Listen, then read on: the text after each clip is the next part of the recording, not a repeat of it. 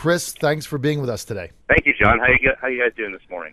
We're doing pretty fine. We're doing a lot better than Governor McDonnell. He's absolutely being skewered by the conservatives in the blogosphere. Red State today says that Bob McDonnell thinks we're all idiots, and this whole thing started by one of the lieutenant governor candidates who's been on the forefront of this opposition. Pete Snyder, businessman and entrepreneur, did a column on the front page of an op-ed on Red State the other day, saying that this was the biggest expansion of government and tax increase in Virginia's history. So he started the whole thing. Pete Snyder did. Let's go to this transportation compromise. Kris, what impact do you think it's going to have on the state's economy? Well, I think it's going to slow it down a little bit. Obviously they're trying to fund the expenditures for our roads with new taxes.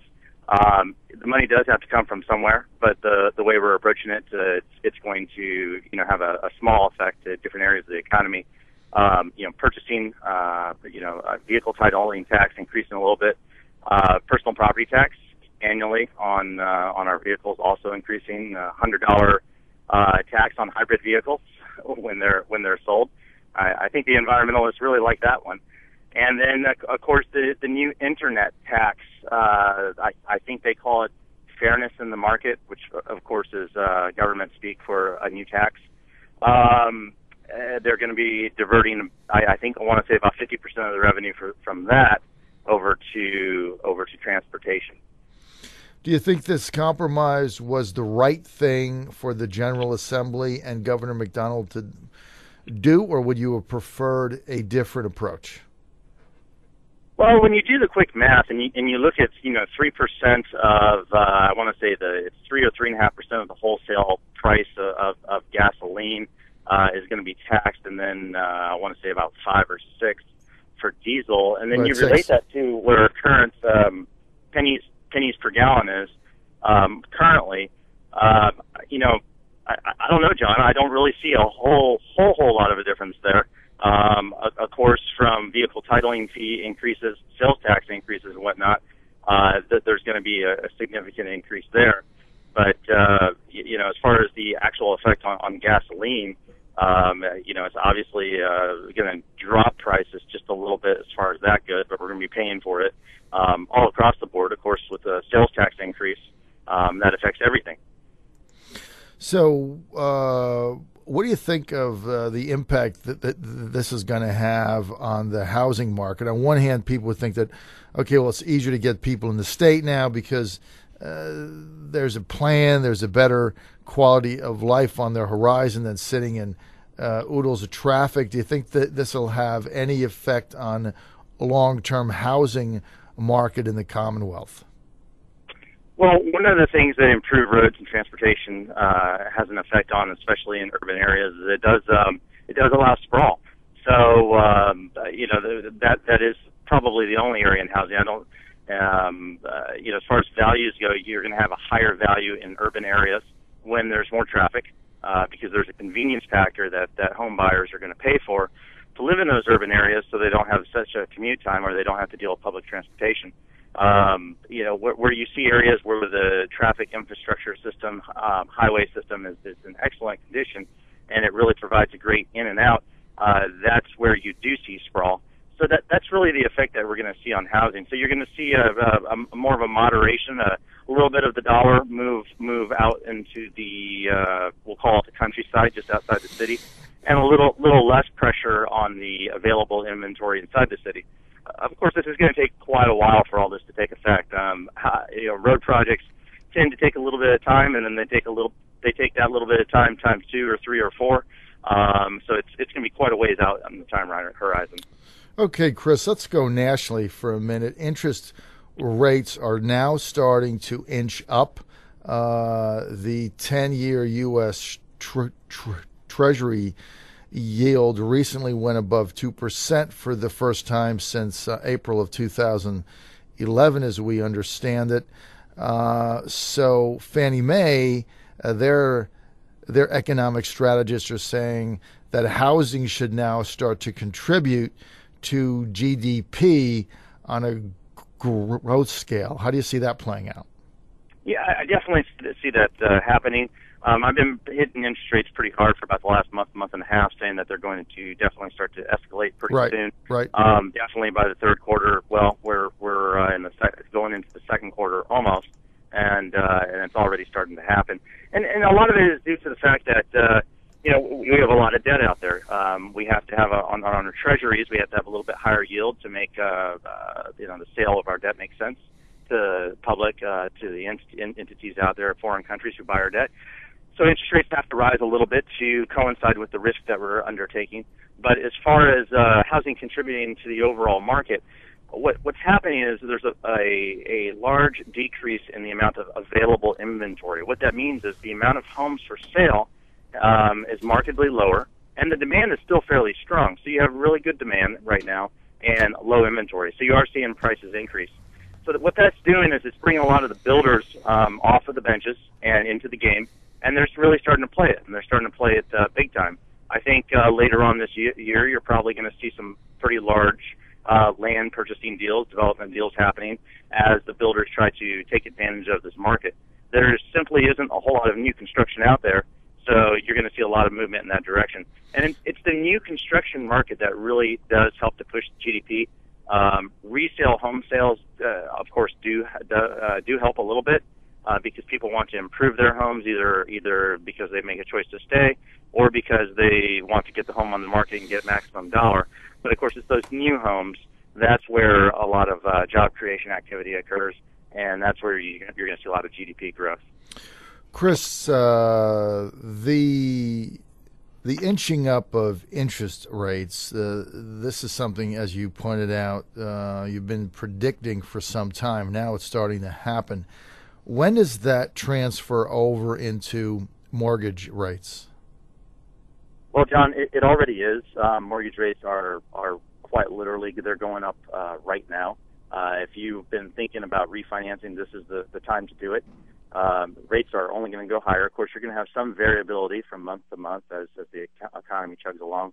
Of course, depending on how the markets react with sequestration occurring here at the end of the week, that may have some temporary influence. But overall, the fundamentals that are in place are there. Our debt's not going to decrease. The yield on our treasuries is not going to drop. So interest rates are going to continue to go up. Now, as far as its effect on housing goes, the reality is interest rates increasing when you have demand outstripping supply to a certain degree is a good thing. And the reason being is it will, of course, decrease demand just a little bit, which will hopefully keep us out of getting into another bubble. When demand outstrips supply like it is right now, you do see some areas that have huge increases, and that's where we start to get into the same danger that we have in 2005, 2006. As I mentioned before, we are actually in some sub-markets, maybe sometimes boiling down to the subdivision level, we are at a level of inventory that is as low or even lower than it was during the boom in 2005, 2006. You can kind of see where we're heading. Of course, what's making it a little bit more tepid is the availability of funds. Joe Blow out on the street who has a 550 credit score can't go out and buy that home for zero down. He now has to qualify. Right. But access to funds is still fairly easy. So there are definitely a lot of people still out there looking and purchasing. Common Sense News Time coming up on 8:51. This is the John Frederick Show. We're with Kris Weaver. He's the president of the Kris Weaver Real Estate Team. This is a Wall Street Journal top 100 real estate firm in the United States. He's based here in Virginia, and he is our economic guru on the John Frederick Show because every prediction he makes comes true. So we want you to keep that crystal ball out, Kris. I got a hold of... But by the way, how did you do on the Academy Awards last night? Did you predict all that? No, my crystal ball wasn't working that day, but it sounds like John took it. And congratulations. Thank you. I did take the Academy Award by Michelle Obama. She's so fired up about that. She gets up every day with the John Frederick Show. She sets her clock to me, so essentially I wake up every day with the First Lady. And then goes right back to bed. That's right. It must be hard for her to take all that awesomeness and stardom, John. It is. It is. Well, you know what? Because she's married to the president, she can only take the best, only the top of the line, and she's got me right there with her. So that's a good. I'm a good sidekick there. A balance, and she can't catch my show all the time because she goes on a lot of vacations. So and I'm not sure I'm on her mobile iPad app.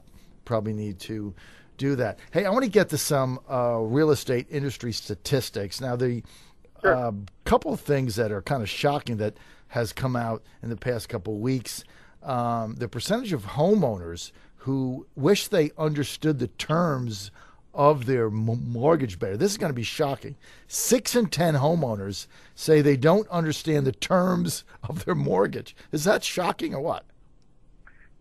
It's absolutely true. In fact, the Consumer Financial Protection Bureau up there in D.C., they actually passed a ruling on January 17th to not halt foreclosures, but add some additional standards. One of the standards that they added was 120 days before foreclosure, they have to disclose to the consumer what their available rights are, what the available modification and loss mitigation options are, proper notices out to the consumers. So a lot of people out there just really didn't realize what was going on with their mortgage. They understand they signed a 20-page document and that they have to make a mortgage payment to the bank. But surprisingly, John, a lot of people forgot that they might be in an adjustable rate mortgage or a mortgage with a special feature that, for instance, might switch from an interest-only payment to a payment that amortizes. Those types of loans, for instance, can increase your payment by almost 4 times the amount when they adjust. So you can see how that could be a little bit of a problem if you got used to a certain payment and then your house payment quadrupled on you. You know what? I want to toss two other stats out at you, Kris. 43%. I'm sorry. 43% of American households spend more money than they bring in annually. It is rather shocking. A lot of people that come to us and they work with one of our mortgage partners, and they apply for a mortgage. It's interesting, when we talk to the home buyers, that they already owe quite a bit on their credit cards, and they're actually entertaining a house purchase to decrease their overall expenses because right now, in general, purchasing is less expensive than rent. So there's a lot of people going out there to purchase just to decrease their monthly outflow. But we're not a nation of savers. I guess China, we need a little bit of education from China in that department. But we're an economy that spends, and that's what our economy, unfortunately, is based on. So not a whole lot of savers. The other interesting fact, too, is I want to say less than half of the people have liquid assets over $5,000, and that includes their IRA. So hopefully, in some way, shape, or form, our Social Security system stays together, because for those 46% of people who have less than $5,000, including their IRA, they might be in for a shock if that safety net's not there at the end of their careers. And then the other stat that is a little bit riveting is 52%, over half of U.S. employees today basically survive paycheck to paycheck. That's right. In fact, foreclosures fortunately are coming down quite a bit. But when we went to visit homeowners who defaulted on their loans and see what they wanted to do after the foreclosure was done, usually the story that you heard is someone lost a job very, very temporarily, or there really was some sort of hardship. It wasn't necessarily that they were overburdened with debt. And that they just kind of got in over their heads. It's just that they had no safety net, they had no money set aside and saved, and thereby they really were living paycheck to paycheck. It's like a house of cards. One card falls, the whole thing goes down. Mm-hmm. And that's really what you saw when the real estate bubble burst. Indeed. Hey, Kris, before we let you go, give out the website and that infamous phone number. Website, www.krisweaver.com. Visit us anytime. Search for properties in your area. See what the home values are. Or call us, 757-340-5555.